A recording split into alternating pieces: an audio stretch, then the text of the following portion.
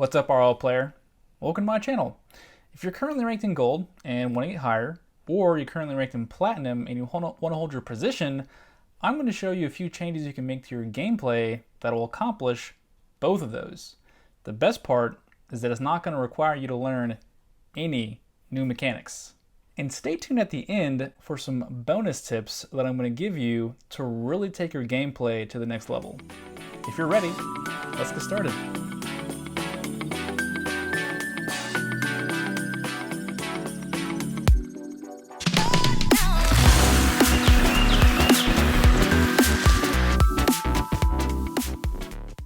If you're new to my channel, thanks for stopping by. My videos focus on helping new players and lower ranked players improve their gameplay, sprinkled in with some entertainment as well. This video is the first in a series where I teach you how to win in your current rank and onwards. I was originally going to start from bronze and work my way up, but escaping bronze and silver are simple. To get out of bronze, simply hit the ball and don't hit your teammates. For silver, all you really have to do is hit the ball where you want at least 10% of the time. Wait a minute! Who are you? That might sound overly simplified, but trust me, that's really all that it takes. Just don't bump your own teammates and yeah, hit the ball. I figured gold would be a good starting point because it's where most players have a decent base in their mechanics, meaning they can flick appropriately most of the time, they can aerial, and they have a sense of positioning. And since I promised you that you wouldn't need any new mechanics, these tips are going to focus on how you should position yourself for gold. To fully understand what gold gameplay looks like, I downloaded a bunch of gold replays that ranged from gold 1 to gold 3. At first, I started nitpicking every single mistake involving positioning, but that was a very, very long list. So I focused on positioning mistakes that directly resulted in getting scored on. This shortened the list quite a bit, but as you can see, it was still rather long. So in the end, I decided to hone in on the mistakes that happened the most and apply it to the most situations. So with all that in mind, I present to you the 3 golden rules to get you out of gold today. The first gold key is back post rotation. You might have heard this before, scouring around YouTube. A bunch of people have talked about it, and there are a lot of excellent videos out there. But I'm just going to touch on this very shortly in kind of a simplified version that is really all you would need for gold. Now, the premise of back post rotation is always having your teammates back. If you guys are always covering potential mistakes or potential challenge losses, then you are less likely to give away free goals to the other team. However, back post rotation is a literal concept too. Whenever you are returning to your side of the field and rotating to defend, enter your goal line from the opposite side the ball is approaching. I'll show you what I mean. If the ball is approaching your side of the field from this direction, then rotate through here. If it's approaching from this side, then rotate through here. What this allows you to do is face the ball from a better angle, it gives you a better possibility in clears, and it covers the entire space of the goal. Back post rotation also provides a clear order in who is supposed to go first to defend. But good defense doesn't give the offense a chance to create a play. Because of that, it is crucial that you challenge whenever you can, but only if you have the support of your team behind you. Because if your teammate is taking forever to rotate behind you, and you lose the challenge in the corner or wherever, then you just gave away a free goal. If you are waiting for your teammate, it is best to kill time by pressuring with your presence, as opposed to going for a 50-50.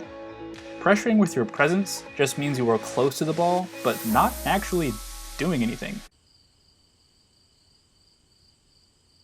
All this does is it gets into your opponent's head because now he or she is trying to think of ways to get the ball around you. Big brain plays, guys. Anyways, back to the whole first defender thing. By rotating back post, you create an order on who is supposed to challenge first. So, if you are first in the shoot, then you need to immediately challenge if your team is behind you. The first challenge failed, the second challenger goes. And this order continues as you all continue to rotate back post until the ball is cleared or possession is gained. And here's a bonus tip for this section. If you subscribe to my channel, I'll keep teaching you these upper level positioning tips and tricks. No! Okay, yeah, I probably should probably take that out. It's pretty lame. The second golden key is don't clutter the play. I'm gonna hurt some feelings when I say this, but here we go. You might be better than your teammate, but you're not better than both or all three of the other players on the opposite team combined. So, either learn to play with who you got, or take the L anyways. If your teammate is on the ball, challenging the ball, going for a solo play, whatever, then let them do that. Your odds of success in winning a challenge, making a shot, or starting a play only go down if you decide to take the ball from your teammate. Trust me. But to get down to the specifics of cluttering the play, use the space available to you. Give your teammate some space and cover potential mistakes or incoming challenges. Because if you decide to clutter the play and the ball gets around both of you, what's likely going to happen next is you are both going to take the same boost path, the same defensive rotation, and you're going to get in each other's way, resulting in probably getting scored on. Ultimately, you want to prepare for what's coming next, not what is currently happening. If you don't know what's happening, then prepare yourself defensively. Here's a perfect example of what I mean. Here's the field, and here are all 4 players, just bunched up on this little side right here. This game mode is a 2v2, but these guys are playing like it's chaos. I call this the see-ball, hit-ball mentality, which is a direct translation to start game and lose game over and over and over again. Now, the last golden key is don't overcommit. If you couldn't tell, this video is pretty much about how to be a good teammate, and if you didn't realize, then congratulations, you've been incepted. Anyways, you never, ever, ever want to leave your teammate in a 2v1 or 3v1. Because if they get scored on, it was your fault. Why should they be able to defend in a scenario when the odds are stacked against them? It doesn't make any sense. So how do you prevent from being overcommitted? Well, it's easy. First, if you don't have boost, don't leave the ground for a challenge. Creeping up the field to put pressure on the opposite team, even when you have low boost, is sometimes acceptable, but really only when your teammate is still rotating, getting boost, or whatnot. However, if your teammate is there and is ready to take the role as challenger, let them.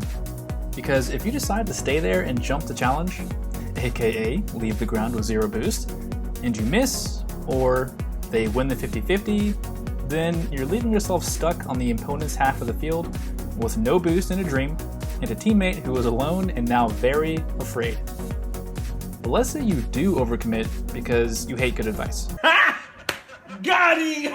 At least make sure you focus on landing on all 4 wheels.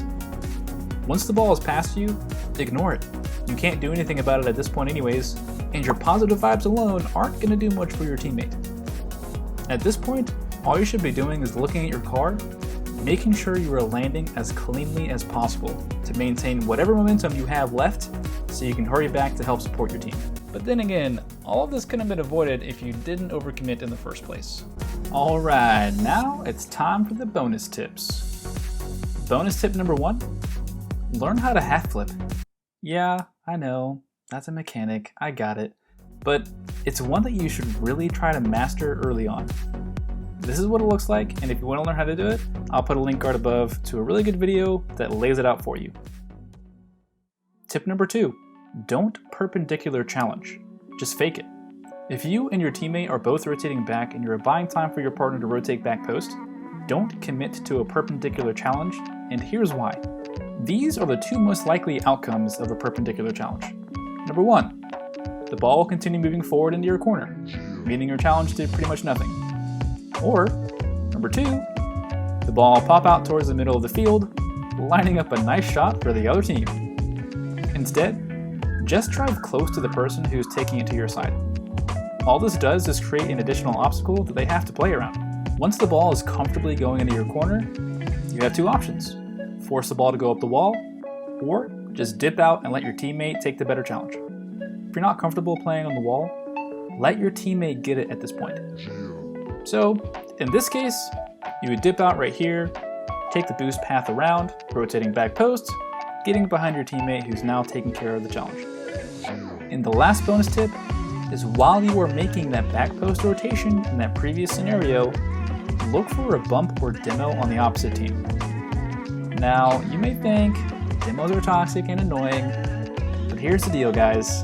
They're a part of the game like anything else. And if you want to be good at the game, then learn to avoid them. But demos and bumps, while you're in the defense, are especially clutch because it gives your team more space and usually means that the other team missed a shot opportunity even if they get a good pass out. So that was a lot of information. I get it. But if you apply these changes to your gameplay, you will get out of gold today. And this is going to be an ongoing series. So once you find yourself out of gold, I'm going to teach you how to win in plat. And we're just going to keep on going, and keep on grinding. So if you like this kind of content, don't forget to subscribe to my channel, hit the notification bell, smash the like button, and leave a comment down below. If you only did like 1 out of 4 of those things, that'd be cool. Anyways, I'll catch you in the next one. Peace.